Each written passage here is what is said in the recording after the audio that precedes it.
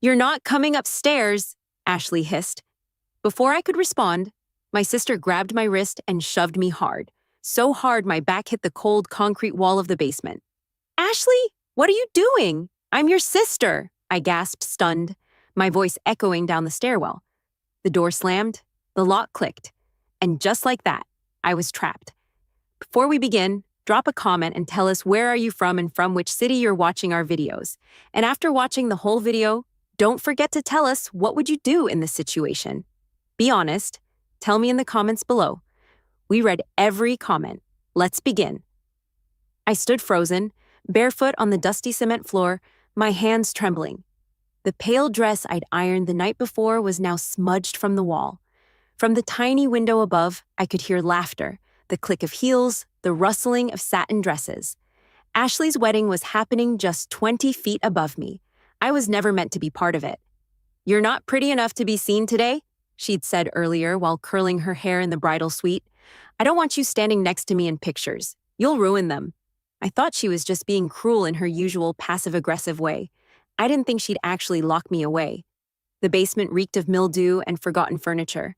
I tried to call someone. My phone wasn't in my purse. It must have fallen out in the chaos. Tears stung my eyes, not from the insult. I'd gotten used to Ashley's venom over the years, but from the sharp humiliation of being discarded. I was 27, I paid my own rent, I worked 2 jobs to survive. And yet, here I was, treated like trash in my own family. The worst part? I had no one here. My husband, Mason, was supposed to come later. He had a last-minute client emergency and said he'd try to make it before the cake cutting. I had texted him earlier. "Don't worry, it's just a wedding. See you later." God, if only I had told him what Ashley said. The lights flickered. I sat down on an overturned laundry basket and pulled my knees in tight. Then, I heard a voice. "No, where's my wife?" It echoed through the house. It was Mason. I jolted to my feet. I said, "Where is she?" He shouted. My heart pounded. I ran to the door and banged hard. "Mason!" Footsteps thundered overhead. Fast, furious. Then, boom! The door burst open. And there he was. Mason, eyes blazing, jaw clenched, breathing hard, like he'd just run through fire to get to me. Behind him, I saw my mother's horrified face and the groomsmen staring. He didn't say a word. He just walked over, took one look at me, and lifted me into his arms. My dusty dress, my bare feet, my messy hair. He didn't care. "You locked her in a basement for a photo?" He growled, turning to Ashley, who had just come down in her lace-covered gown. Ashley opened her mouth to speak, but the photographer, silent until now, raised his camera. Click! The flash lit up the moment Mason carried me up the stairs. The entire room froze, except the lens, which turned away from the bride and toward me. I sat in the passenger seat of Mason's car, still barefoot, still shaking. We had driven in silence for 10 minutes before he finally spoke. "Why didn't you tell me?" he asked quietly, eyes fixed on the road. I didn't know how to answer. Because it felt normal? Because Ashley had always done things like this, and somehow I'd convinced myself I deserved it? "She told me I'd ruin the wedding photos," I said, voice barely above a whisper. Mason's grip on the steering wheel tightened. "And your mother let her do that?" I looked out the window. My mom just said, "Try not to make this about you." That was her go-to phrase. She used it when I cried as a kid, when Ashley shoved me in high school, when I worked 2 jobs to pay for college and couldn't afford to fly home for holidays. Mason pulled into a gas station and parked. "I need to know," he said, turning toward me. "Is this how they always treat you?" I felt exposed, raw. Like I'd been caught hiding bruises I didn't even realize I had. I nodded. Mason sat back in his seat and exhaled slowly. "Not anymore. Not anymore." We drove home to our small townhouse in Silverwood. Mason ran me a bath, ordered dinner, and didn't ask any more questions that night. He just sat beside me and held my hand like he was afraid I'd slip away. But something had changed. Not just in Mason, in me. The next morning, I woke up to my phone vibrating. It was buzzing with notifications, messages, missed calls. I frowned. My cousin Leah. "Girl, you're trending on TikTok." My heart dropped. I clicked the link she sent. There it was. The clip. Me in Mason's arms. Ashley's face frozen in shock. The moment the photographer's camera turned. Someone had recorded it from their phone. It had a caption: "When the bride locks her sister in a basement and her husband shows up like a movie hero."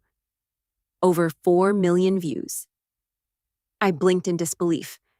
A second clip showed Ashley screeching at the photographer, "Delete that picture," and him replying calmly, "No." That was the only real moment of the day. Thousands of comments, strangers defending me, calling out Ashley, praising Mason. Then, another message came in, from someone I never expected.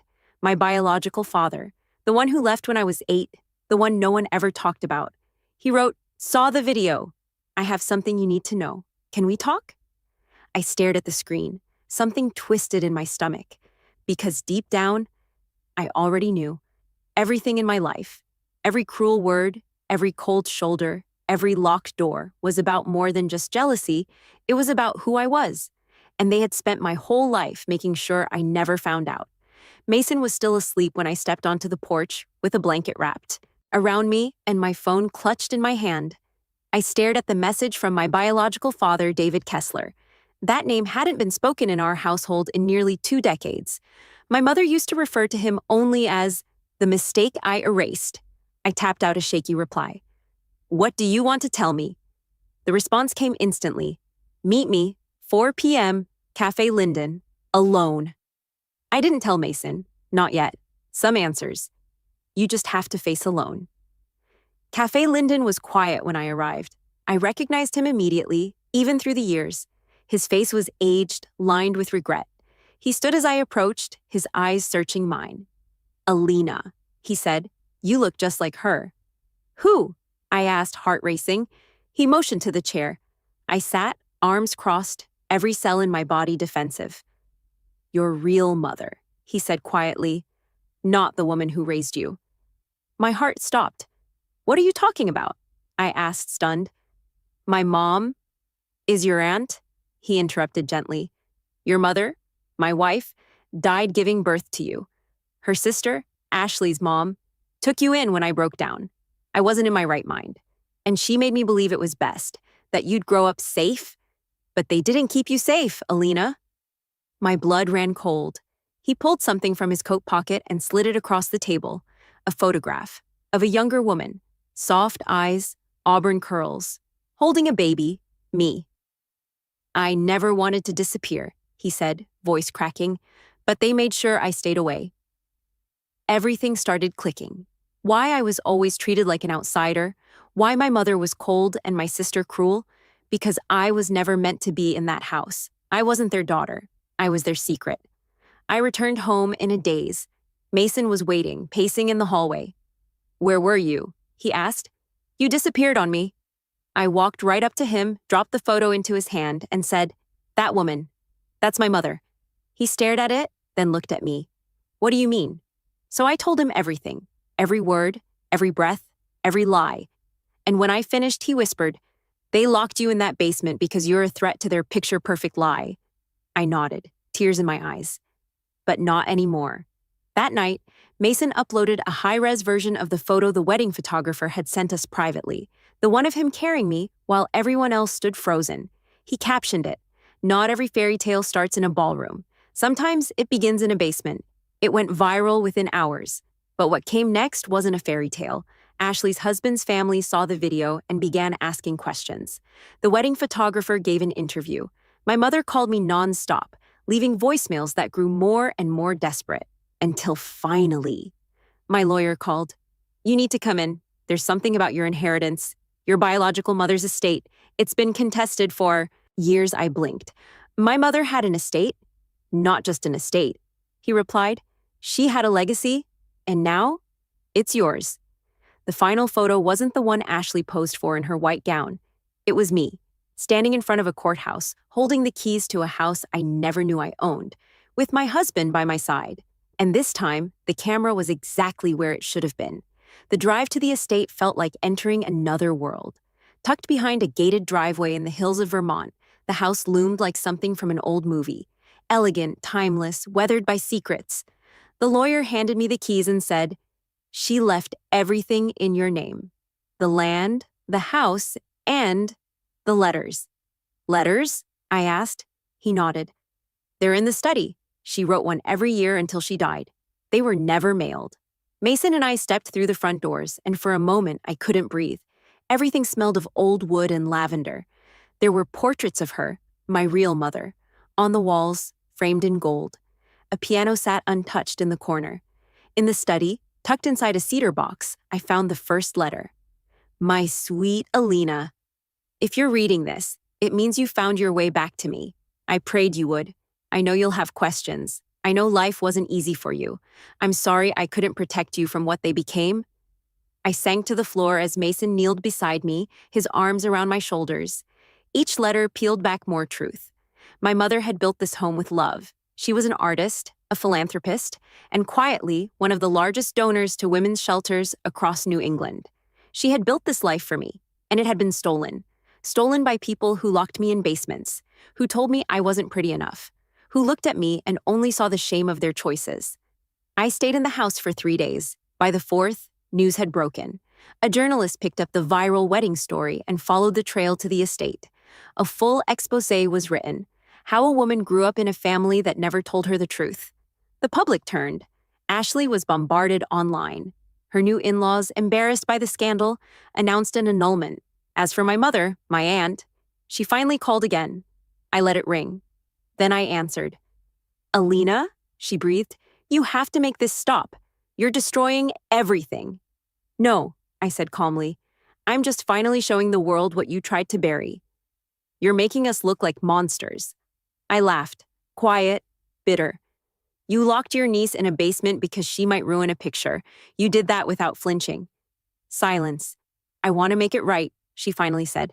We're family. You only say that now because I have the house, the name. The truth. I hung up. Mason walked in with a cup of coffee. You okay? I nodded. I'm done hiding. He smiled and leaned down to kiss my forehead.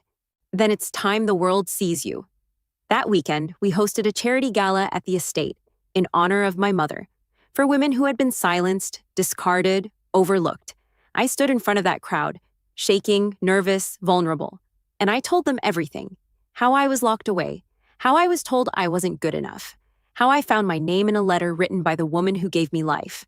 The crowd stood and applauded, but one person in the back stood frozen, Ashley. She looked smaller somehow, like the truth had finally caved in on her. And then, for the first time, she walked out, without a camera pointed at her. The spotlight no longer belonged to her. It belonged to me. The night after the gala, I stood barefoot on the marble steps of the estate, gazing out into the moonlit garden that once belonged to a woman I never got to meet, but who somehow knew me better than anyone else ever had. The whispers of applause still echoed in my ears. But what stuck with me most were the women who came up to me after I spoke. I felt invisible too. My sister said the same words to me before my wedding. You made me feel seen. I wasn't the only one who'd been locked in a metaphorical basement. I had just been the one foolish enough to think I had to stay there. 3 days later, I received a manila envelope at the estate's front gate. No name, no return address. Inside it were 2 things. 1, a photo, an old one, from my 12th birthday. I was off to the side of the frame, blowing out candles alone while Ashley and her friends smiled for the camera near the cake. 2, a typed letter. You were always brighter. We just didn't want the world to notice. We thought if we broke you down first, you'd never rise higher than us. Guess we were wrong. Anonymous. The paper trembled in my hand. It wasn't signed, but I didn't need it to be. I knew exactly who sent it. That was the closest thing to an apology I'd ever get. That week, I made the final decision. I hired an investigative attorney and had all estate documents reviewed. Turns out there had been a quiet attempt years ago by Ashley and my mother to contest the will of my real mom. They'd tried to sell off the property illegally, but were blocked. I had grounds, serious ones. But instead of pressing charges, I called a press conference. When the media arrived, I stood on the front steps and spoke from my gut. I won't press charges, but I will protect what was given to me. I will honor the woman who gave me life, and I will not allow the people who silenced me to rewrite this story again. That speech aired across national outlets. I didn't care about the fame. I cared about the impact, and impact it had. Foundations reached out, universities, women's groups, even publishing houses. Suddenly, I was the story, the girl who'd been hidden away. Now standing in the light, 6 months passed. The estate had been restored to its original beauty. I kept my mother's study untouched, except for one new addition: a framed photo on the wall. Mason carrying me out of that basement. Below it, a small gold plaque: "Never again unseen." That fall, I walked into a bookstore in downtown Boston. My memoir had just been released. Title: Locked In, Let Out. It sat front and center on a wooden display.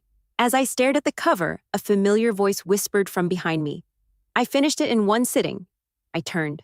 Ashley stood there in a beige coat, dark circles under her eyes, no cameras, no filters. For the first time in years, she looked real. "You ruined us," she said softly. I met her eyes, calm, steady, no anger left. "No," I replied. "You ruined yourselves. I just stopped letting you do it to me." She didn't respond. She turned, walked out the door, and melted into the crowd. And I never saw her again. That night, I returned home. My home.